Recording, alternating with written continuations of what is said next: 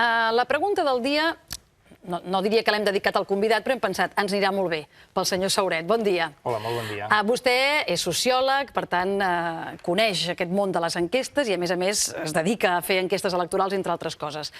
Estan fetes per influir a l'hora de decidir el vot, aquestes enquestes? No. Li faig la pregunta diferent a com la tenim plantejada, vostè, perquè no sé si a vostè l'influeixen o no l'influeixen, però, en tot cas, tenen la voluntat de fer-ho? No. En principi, una enquesta per què serveix? Una enquesta és una fotografia que fan de l'opinió pública en un moment donat. Per tant, serveix simplement per conèixer l'estat d'opinió en un moment. A partir d'aquesta informació, si són enquestes polítiques, han de servir perquè els partits polítics orientin els seus missatges. Saber quin grau de ciutadans els volen votar, els qui no els volen votar, per quin motiu no, quants indecisos... És a dir, bàsicament l'enquesta és una eina d'informació que hauria de ser només pels partits. Una altra cosa és que la ciutadania té dret a conèixer l'estat d'opinió i els mitjans de comunicació així ho publiquen. En la mesura que un mitjà de comunicació publica una informació, sigui una enquesta o qualsevol cosa, clar que té una capacitat d'influència, però l'objecte de l'enquesta demoscòpica, en principi, és conèixer les expectatives de la gent i, sobretot, identificar indecisos, factors de decisió de vots, frens de vot... Per què s'equivoquen les enquestes? Li dic perquè avui ens hem llevat amb una enquesta o amb un sondeig que rectifica una enquesta. Sap que estan començant ja a votar alguns països, avui ho fan Irlanda i Txèquia, i ja ho van fer el Regne Unit i Holanda. I a Holanda, on hi havia molt interès en saber què feia el partit antieuropeista i d'extrema dreta de Geert Wilders, que les enquestes l'havien donat com a guanyador, resulta que segons un sondeig a peu d'urna, no és resultat final, això que quedi clar, però aquests sondejos que et fan quan surts de votar de vostè qui ha votat, el deixen en tercer lloc. Què pot haver passat aquí? Primer punt, amb què no s'han equivocat les enquestes? Amb la baixa participació, punt 1, baixíssima participació històrica. Segon, a Holanda.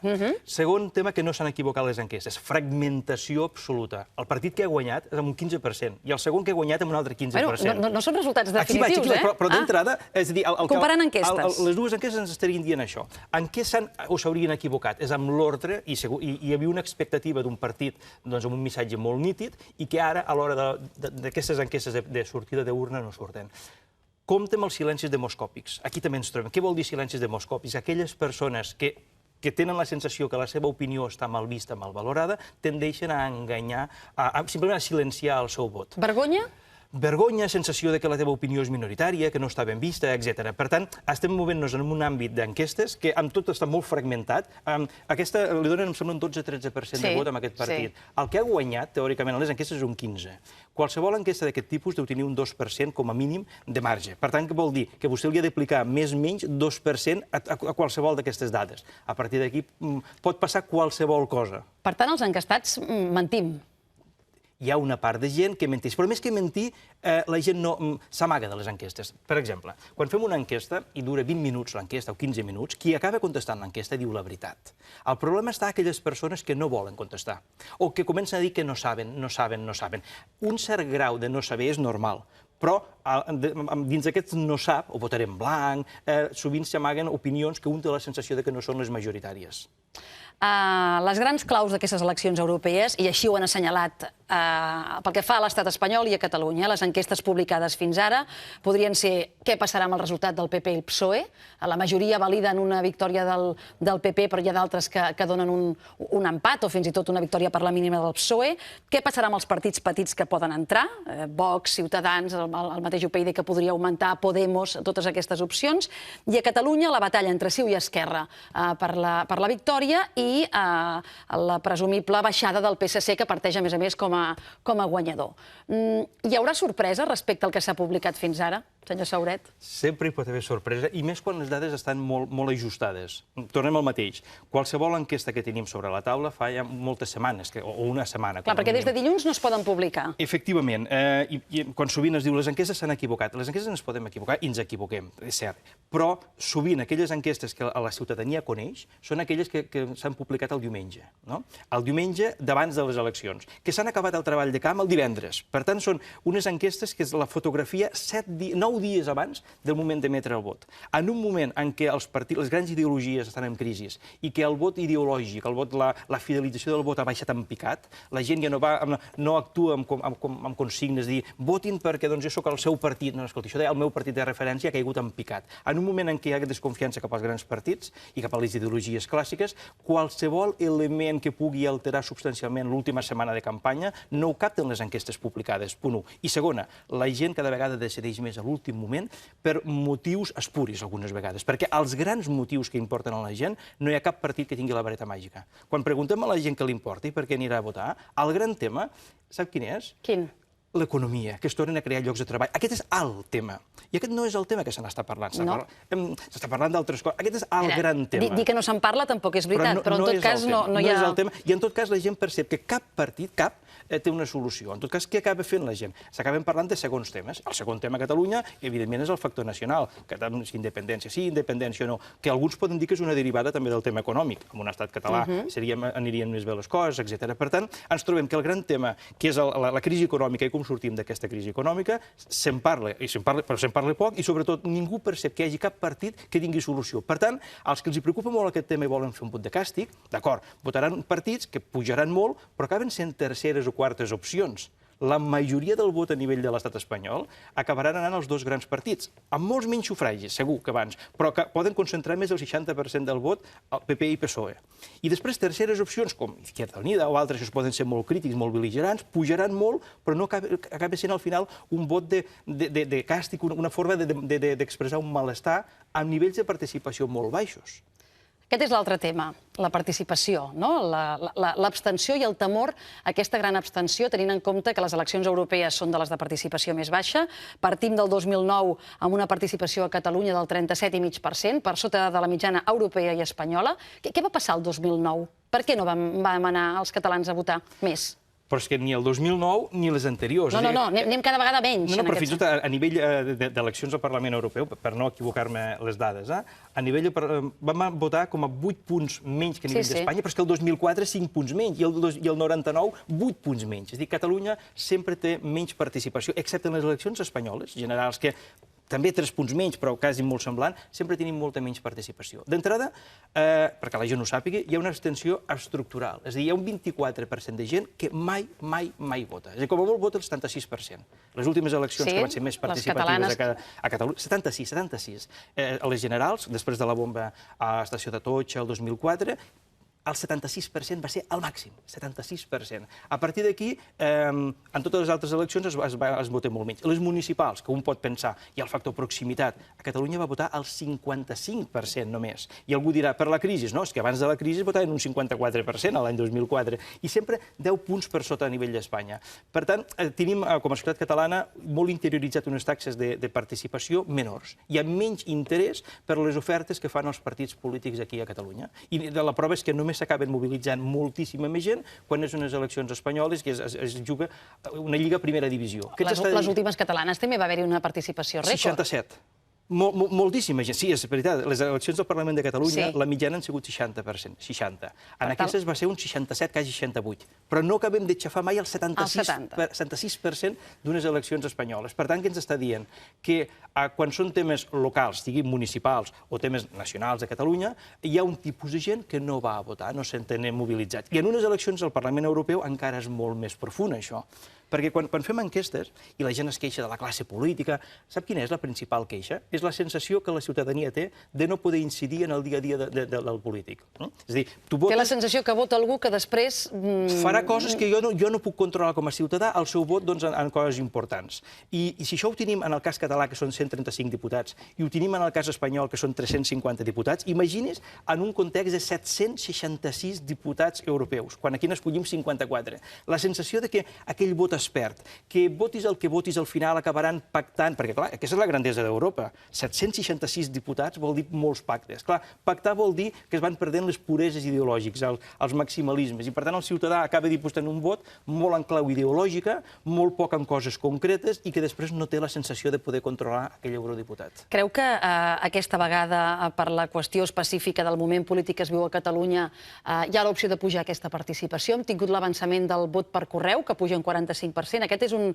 Aquest és un símptoma fiable?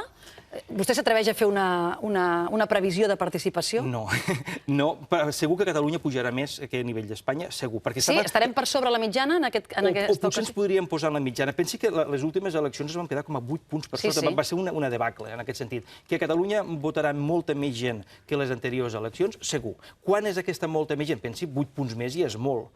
I potser a nivell espanyol baixarà una mica. Però en tots els casos no passarà del 50%, que és molt trist. No passarem del 50%, segur.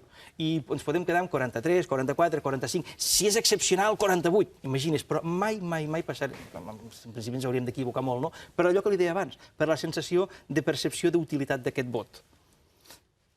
Una baixa participació deslegitima un resultat? No necessàriament, perquè al cap i a la fi va votar aquell que està impel·lit en un tema concret. De fet, una forma de protestar també és l'abstenció, perquè les mateixes enquestes ens diuen vull anar a votar per protestar per les polítiques econòmiques, primer factor. Segon factor, el tema nacional. Molt bé. Què votarà vostè? No aniran a votar, o els partits que més haurien de canalitzar aquest vot tant de protesta acabaran tenint unes dades dignes, però no seran els primers partits. Per tant, què ens està dient? Si la gent té ganes de castigar, no està d'acord amb les polítiques econòmiques, no està d'acord amb les polítiques que li han vingut d'Europa, té una sensació d'empobriment, la classe mitjana s'empobreix, s'ha trencat l'ascensor social, més diferències entre els extrems econòmics. Tot plegat fa que hi hagi un caldo de cultiu per un gran vot de protesta massiu.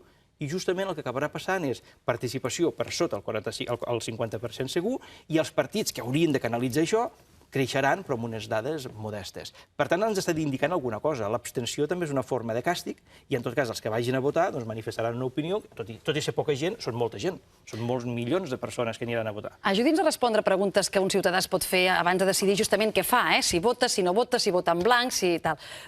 A vegades, i tenint en compte el nostre sistema electoral, l'abstenció a quins partits beneficia?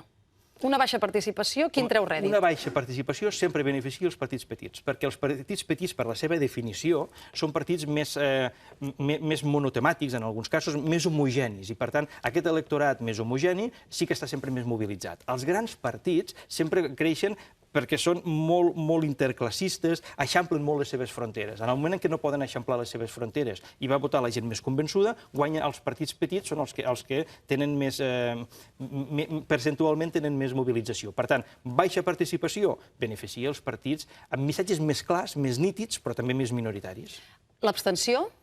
Perdoni, el vot en blanc? El vot en blanc. El vot en blanc...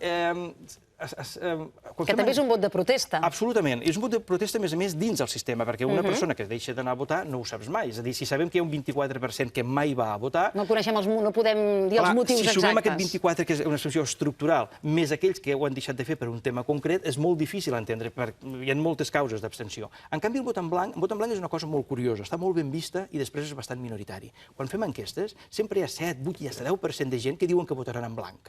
És mentida. Això també és un dels factors que ens fa equivocar, perquè molt vot en blanc tu l'has d'assignar amb algun partit. I no saps mai si és un anticip de no aniré a votar, però com que jo sóc un bon ciutadà, no li diré a vostè que no vull anar a votar i per tant diré que votaré en blanc, però no votaré, o votaré en blanc, dic que votaré en blanc i al final acabaré votant el partit sempre de referència, o vull votar una cosa que potser no està ben vista. Per tant, el vot en blanc, a qui acaba beneficiant? En principi, també acaba perjudicant els grans partits, perquè la majoria de vots en blanc o haurien de ser gent que simpatitzen o haurien de simpatitzar, tot en condicionar, haurien de simpatitzar amb els grans partits, no estan d'acord amb ells, les opcions crítiques contestatàries no els acaben de seduir i, per tant, el vot en blanc és una forma de vot de protesta dins del sistema. Coses que també es diuen i que m'agradaria saber si són tòpics o són certes. L'electorat de dretes sempre va votar, estigui enfadat o no amb el seu partit, és a dir, és menys procliu al vot de càstig que el d'esquerres. Sí. L'electorat de dretes és un electorat que es mobilitza més. És més, si a Espanya i a Catalunya el vot fos obligatori i anés a votar el 100% de la gent, mai guanyaria un partit de dreta o centre de dreta. Per què? Perquè sociològicament la gent a Catalunya i a Espanya se sent d'esquerra o de centre-esquerra. Punt. Per tant, si els partits d'esquerra i centre-esquerra fossin capaços de mobilitzar tot l'electorat, tenen més possibilitats de guanyar si ho fan bé, si el candidat agrada, si són creïbles les polítiques. Per tant, és cert, l'electorat de dreta es mobilitza amb una taxa superior als altres. Abans parlàvem de si les enquestes influeixen. Avui estem a l'últim dia de campanya. Quan va començar la campanya va sortir una enquesta del CIS que deia que només un 17% dels espanyols sabia que el diumenge 25 hi havia unes eleccions. Si la féssim ara, aquesta enquesta, Hauria pujat, sens dubte, però també hi ha una dada interessant. El grau d'interès de les notícies europees. Amb enquesta del CIS, enquesta de La Vanguardia i altres mitjans, un 30%. És a dir, un de cada 32, un de cada 3 ciutadans li interessa de veritat les notícies que venen d'Europa, als altres no. Per tant, en la mesura que ara hi ha hagut un bombardejament d'aquests temes, segur que ara ha pujat, però continua sent, molta gent ho desconeix, però també el coneixement dels candidats, per exemple, és penós. Quan la gent anem a votar, en condicions normals, per què votem? Bàsicament per 3 factors. Un, per una identificació ideològica. Ens identifiquem amb una ideologia i el nostre partit, o el partit d'aquella ideologia en el nostre àmbit geogràfic, ens diu aneu a votar. Punt 1. En aquest moment estem en una crisi de les grans ideologies. Les mateixes ideologies que van fer Europa, avui, més que estar en crisi, estan esgotades. És a dir, els seus models no han servit per solucionar la crisi. Per tant, el primer factor ideològic ha caigut en picat. Segon motiu pels quals la gent anem a votar, per al candidat, pel lideratge, és a dir, i més en eleccions competitives, si serà candidat el senyor tal o el senyor tal. En aquest moment aquesta competència no hi és, perquè tots els candidats a les europees o són desconeguts o no són carismàtics, perquè algun sí que és conegut però no és carismàtic. Per tant, si el factor ideològic ha perdut pes, el factor de competència entre candidats locals, desconeguts o no carismàtics, i el tercer factor que la gent fa que vagi a votar molt és quan considera que hi ha un factor que amb el seu vot pot canviar. I els temes importants hem dit que són la creació de llocs de treball i l'estat del benestar, que va lligat amb això, com salvem l'educació, com salvem la sanitat, com salvem els serveis socials. Si aquests que són els temes ningú hi veu una utilitat, clar, la combinació d'aquests 3 factors fa que les taxes baixin. I una campanya, 15 dies de campanya electoral, a quanta gent convenç a l'hora de decidir el vot?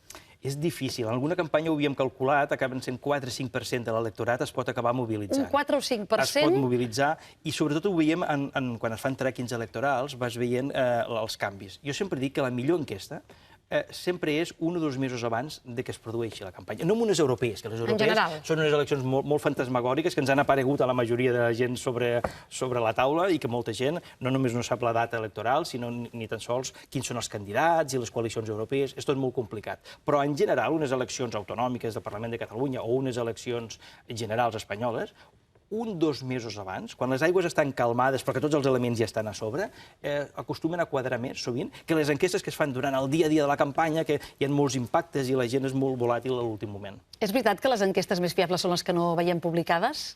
I que els partits demanen enquestes i que cada dia en fan una, o això... És el mateix que li deia abans, una enquesta el que està fent és una fotografia de moment. I el que sí que és cert, el que va passar, per exemple, en les últimes eleccions al Parlament de Catalunya, les enquestes que es van publicar el diumenge amb dades de divendres, durant aquella setmana van passar moltes coses. La campanya fins i tot va canviar els missatges i, per tant, moltíssima gent que estava indecisa es va acabar mobilitzant o va canviar el vot en funció dels impactes. Per allò que dèiem abans, la gent se sent menys identificada amb els partits polítics i, per tant, decideix el vot en funció d'altres coses. En la mesura que la gent no percep grans diferències entre si mana A o mana B, els factors de decisió de vot són altres. Segurament les últimes campanyes catalanes són les que tenim més fresques a la memòria, com, sobretot pels resultats de Convergència i Unió, ningú va preveure aquella baixada de 12 escons. I com varen veure durant la setmana aquella, quan no es podien publicar enquestes, les enquestes que anaven sortint, que tenien els partits els dijous i dimecres, dijous de la setmana de les eleccions, no s'assemblaven en gens a les que van sortir el diumenge. Qualsevol diari no s'assemblaven en gens. Per què? Perquè durant aquella setmana van passar coses. Què ens està dient? Volatilitat, menys identificació amb els partits i que la gent decideix més el vot a l'últim moment i per factors que poden ser més espuris i més volàtils. I els mítings, les passejades pel carrer, les encaixades de mans amb ciutadans, són alguna cosa més que decorats perquè després els mitjans ho expliquem? Arriba això? Ho ha dit molt bé vostè. És una peça més de comunicació, és una postal. És a dir, els mítings, qui va als mítings? Els convençuts, punt 1. Les encaixades van en mercats, per exemple, a mi em fa molta gràcia quan van en mercats municipals al matí. Qui va a comprar al matí als mercats municipals? Doncs senyores grans, classes passives, però la majoria de gent que està treballant no va a les 11 o 12 del matí, van al cap de setmana, el divendres, anem al cap de setmana, el divendres, el dissabte, i en aquell moment no s'hi va tant. Escolti, si vostè vol contactar de veritat amb la gent, i potser no és d'anar al mercat tradicional, potser és d'anar a les grans àrees, a les perifèries de les ciutats, ha canviat tot molt, i en canvi es fan uns clitxers molt estandarditzats, no? La fotografia amb el nen. Són coses que han pogut funcionar en algun moment, però que estan una mica cremades. Parlant de coses i clitxers estandarditzats, aquests dies tots hem rebut propaganda electoral a casa. Això és un anacronisme, senyor Sauret? És a dir, això algú realment el fa servir per anar a votar? Ho dic perquè hem fet una enquesta sense cap valor, ja li dic ara, però entre els companys de feina, familiars, la immensa majoria ens diuen que tan punt arriben Això va directament a la paperera. Això... No només aquests mailings, sinó d'entrada qualsevol publicitat, a vegades faig la broma, la vida dura d'un sobre, que entra a la bústia, no? En molts casos ja no puja dalt, ja no de propaganda electoral, de qualsevol cosa, no ens interessa i ja la llancem a baix. En el millor dels casos ens pujarà fins de la casa, no? L'obrirem. A veure, aquest tipus de papereta serveix bàsicament molta gent gran sí, i gent que vota en zones que el seu vot és mal vist, sí que li serveix. Això, en alguns partits, en algunes zones que tenen poc vot, els hi serveix. Per sortir de casa una mica amb el vot a la butxaca. Hi pot haver un tipus de gent que en algunes zones tingui la sensació que aquell vot és minoritari i no té por d'agafar-ho d'allà a la taula o de la cabina. És a dir, per tant, estem parlant d'un vot de partits mal vistos en algunes zones, això els hi pot funcionar, punt 1, i segona, un vot més d'edat, un vot gran, que quan veu el seu partit agafa la papereta. En canvi, el missatge, el text, que hem de posar un text, no ens poden enviar només, difícil, el llegeix poquíssima gent. Fins i tot aquesta gent que utilitzarà aquesta papereta ja per tenir el vot des de casa, difícilment llegirà el paper. Per què? Perquè justament l'únic que li serveix al sobre és per agafar el partit de preferència. Però ja el té decidit el vot.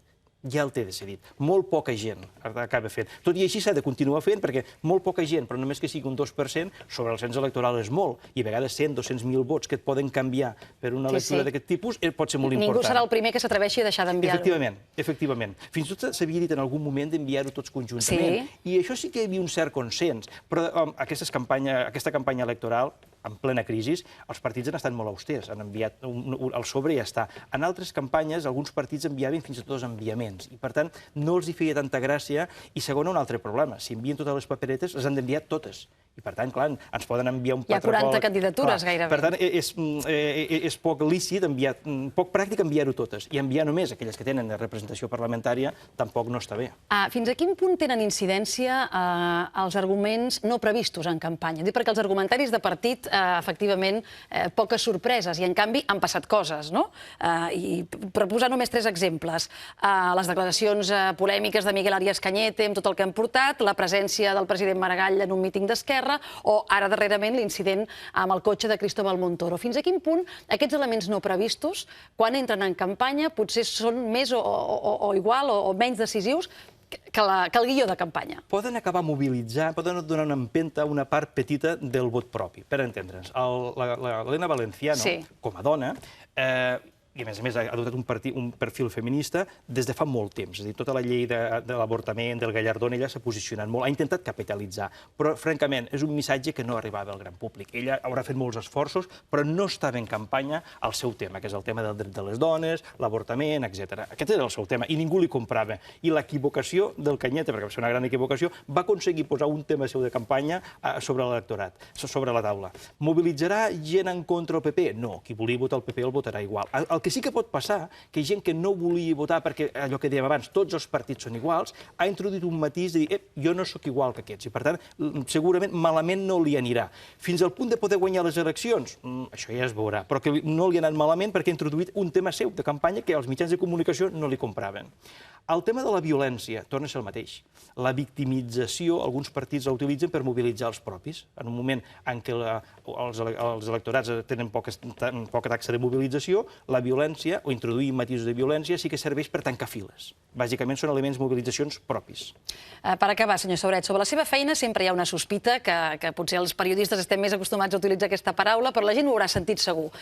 Quan diem que una enquesta està cuinada, què estem dient? Estem dient que no podem agafar les dades directes d'intenció de vot. Per posar un cas, aquells partits, en el cas del Partit Popular a Catalunya, si vostè agafa qualsevol enquesta, té una intenció directa, és a dir, la gent que ha contestat l'enquesta, 3, 4, 5% de vot. Després en té molt més. Per tant, hi ha un tipus de gent que en uns partits té tendència a amagar-los. Per tant, la cuina l'únic que vol dir és a dir, aquelles persones que em diuen que votaran en blanc, jo sé que no votaran en blanc. O no votaran algun partit, però no amb aquella magnitud. Molts que diuen que ara no saben què faran però que volen anar a votar, de què depèn de què votin? I per tant, la cuina l'únic que vol dir és assignar indecisos o gent que no manifesta el sentit clar. Amb una enquesta, qui diu jo votaré el partit A i tornaré a votar el partit A, això és fiable. normalment. Jo vaig votar el partit A i ara votaré el partit B, això també, i t'indica els fluxos i les transferències. El problema en les enquestes és aquella gent que diu jo no sé què vaig votar. Vostè no sap què votar? No sé què vaig votar, m'estan amagant el vot, però aquella gent va votar. I, per tant, d'alguna forma hem d'intentar descobrir al llarg de l'enquesta quin és el seu posicionament per assignar-lo en algun lloc. O aquells que diuen jo ara no sé què faria, o votaré en blanc.